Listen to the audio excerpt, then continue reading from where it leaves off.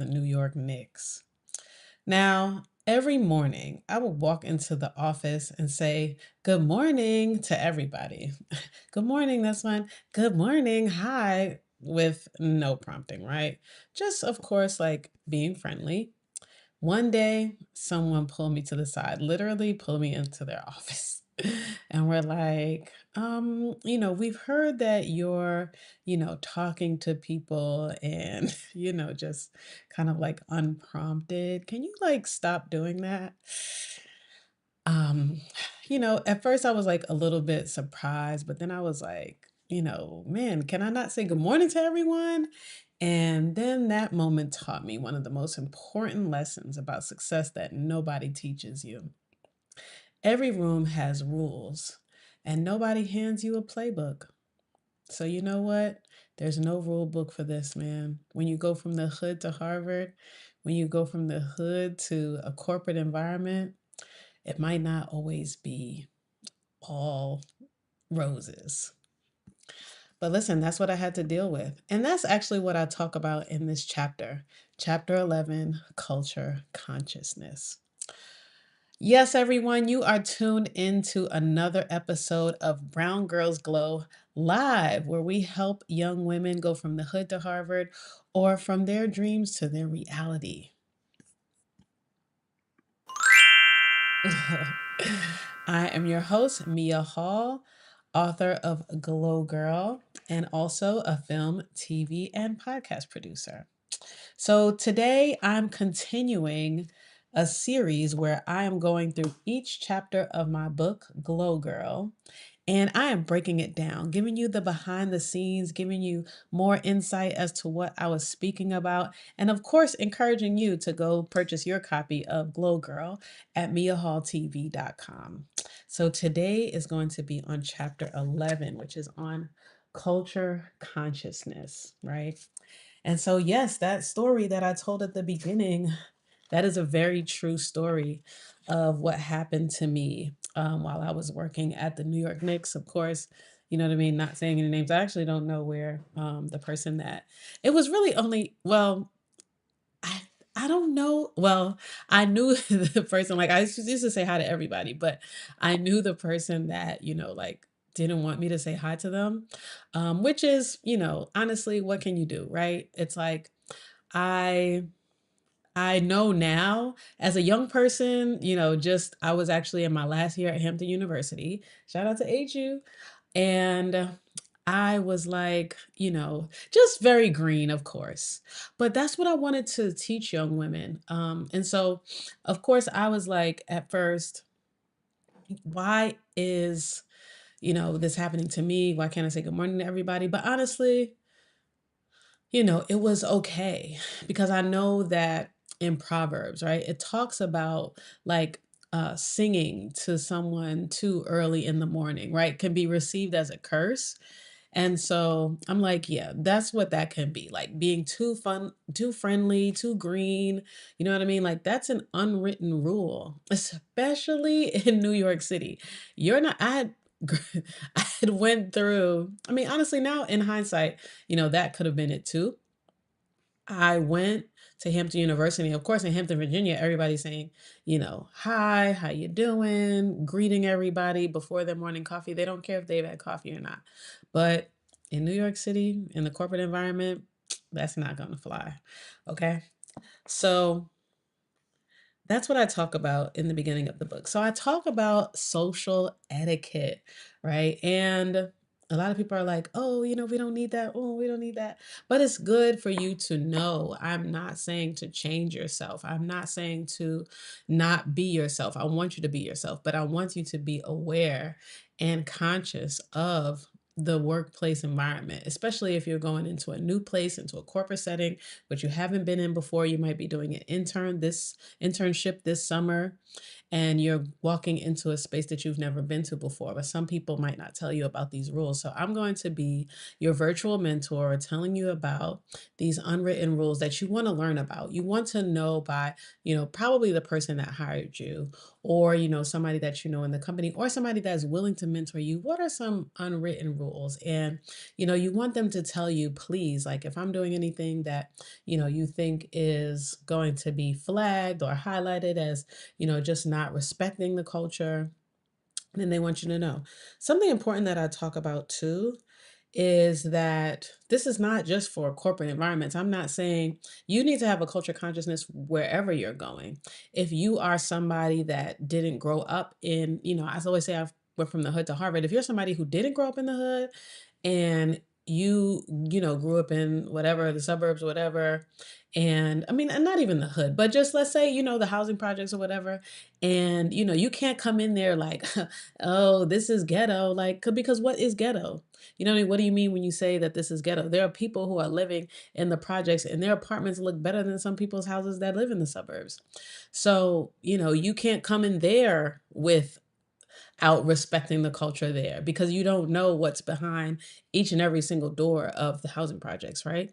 So it's not just, I'm not saying to be conscious of culture and to know the unwritten rules of culture just when you're going into corporate spaces. I'm saying that to go when you're going in anywhere, right? Because I don't assume that everybody that reads this book or everybody that watches my channel is going to be from the projects. And I don't assume that everybody's going to be from the suburbs. And I don't assume that you can't be from somewhere in between, somewhere middle class. You can, or right, somewhere in between. You could be from anywhere. You can live on a farm and you want to, especially know, okay, how do I adapt to the city life? How do I adapt to, and then if you're going from the city life to the farm, how do I adapt to the farm life? I want you to be aware of those things to respect the culture that you're going into, because yes, you can be yourself, but yourself, if it's disrespectful, you don't, or if it's going to give off something that you are not intending to get off only because of ignorance of what that culture is like,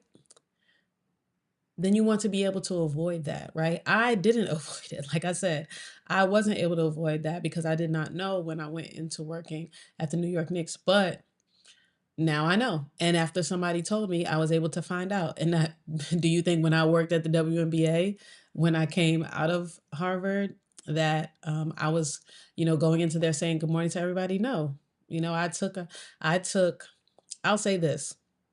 You're probably like, well, what did you do after that? Did you just stop speaking to people? I did stop speaking to him. And so early, like sometimes people, have to, and that's okay. Sometimes people, need to come into work and have their coffee literally or have their tea or just, they just need a minute, right? And you have to recognize that. And I want to be respectful of people because different people have different personalities. I talk about that in chapter 1, and you can learn more about what your personality type is and, how you can best function. What are your, what are some things that you want to look out for, some blind spots that you might have, right? Everybody has a different personality, so you want to be able to approach everybody differently. So that's why I break that down in this book, even for teenage girls, because like I said, I was like, I was like 19 actually when I started working with the Knicks. So I was still a teenager. So you want to be aware of that, right? So the first thing I say is, just be aware of your surrounding. Adapting doesn't mean changing. You don't have to change who you are. You just want to be able to respect people's boundaries, respect people's personalities, respect who they are and, how they move through life.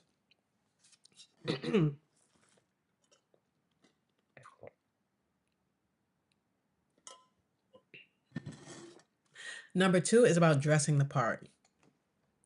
First impressions matter.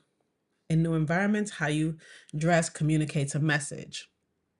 And so, trust me, I'm not saying that you have to, you know, well, sometimes if a job does require you to wear a suit and tie, then that's what you have to wear.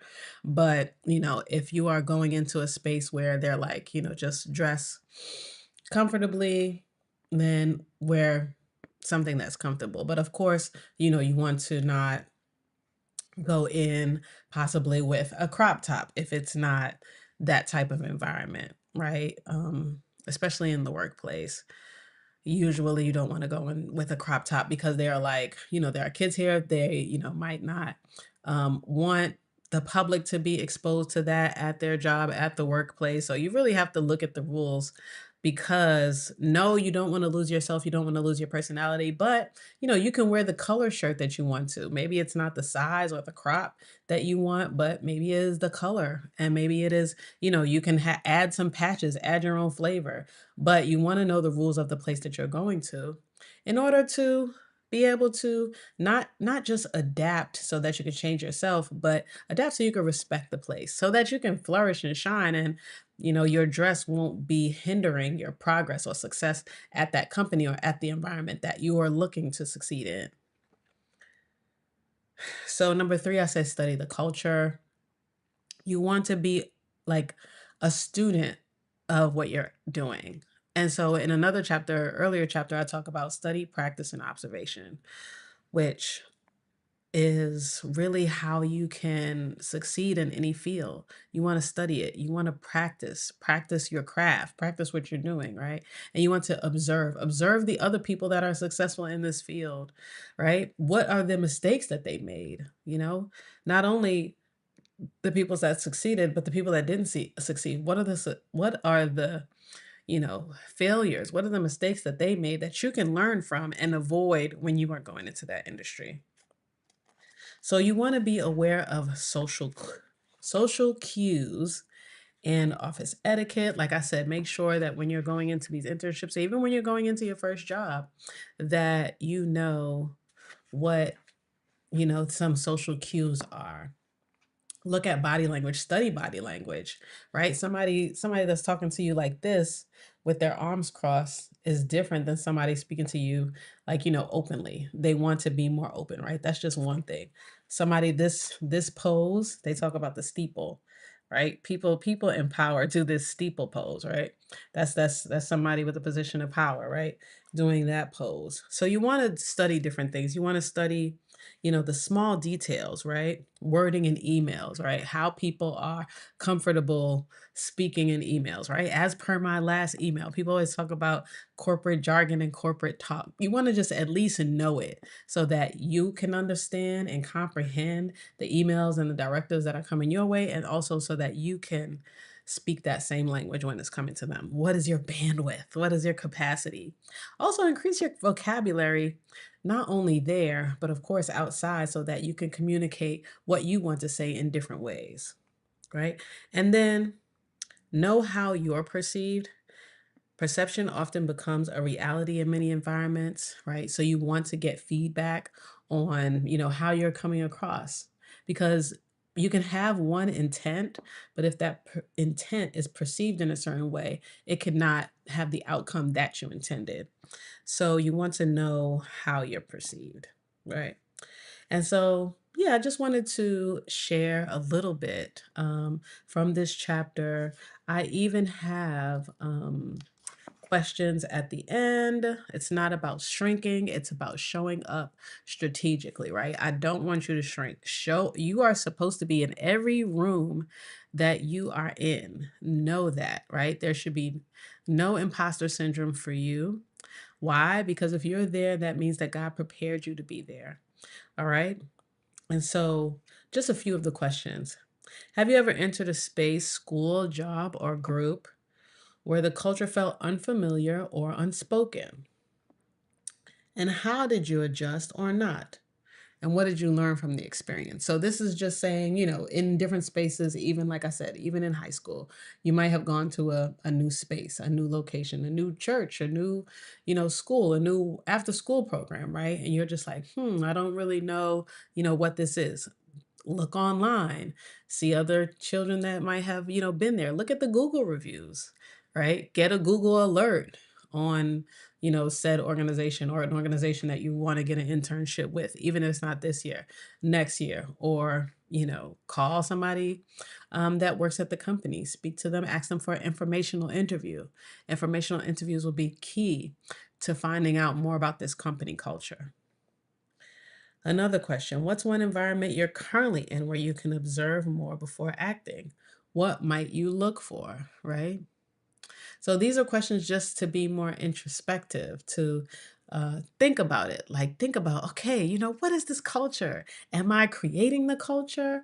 Am I, learning the culture so that I can improve it, so that I can move the culture forward, why not? Right? You want to be aware of a culture so that you can move it forward, so that you can help it, so that you can enrich it. Right? You can cultivate the minds of, maybe it's, young people that you're looking to help, or maybe you're even going to a senior home, right? You learn the culture of the senior home, and you learn that, hey, the leaders there or the seniors there, they want, more arts programming. So you're like, you know what? I learned about them. I learned what they're like. I learned what they want. And this is how I can implement more arts programming into this senior center. So you never know. So this is why I want you to learn the culture. I believe that it will help you to grow. And of course, it will help you to glow. So that is it. Next week will actually be our last chapter. So I'm going to be excited to talk about that. On Wednesday, I'm actually going to have a special guest. Bianca Peart is going to join me, and we are going to be talking about the last chapter, but I'm going to be asking her about winning and being ready for change. So tune in for a special Women's History Month episode right here on YouTube. I'll be streaming on Facebook as well. And make sure that you follow me on YouTube at Mia Hall TV to find all of the clips. All right. I'm also on Instagram. So please, follow, subscribe, and share with a friend. Share this stream with a friend and make sure that you get Glow Girl, like I said, at Mia Hall TV.com. I'll see you next time. Take care and happy Women's History Month.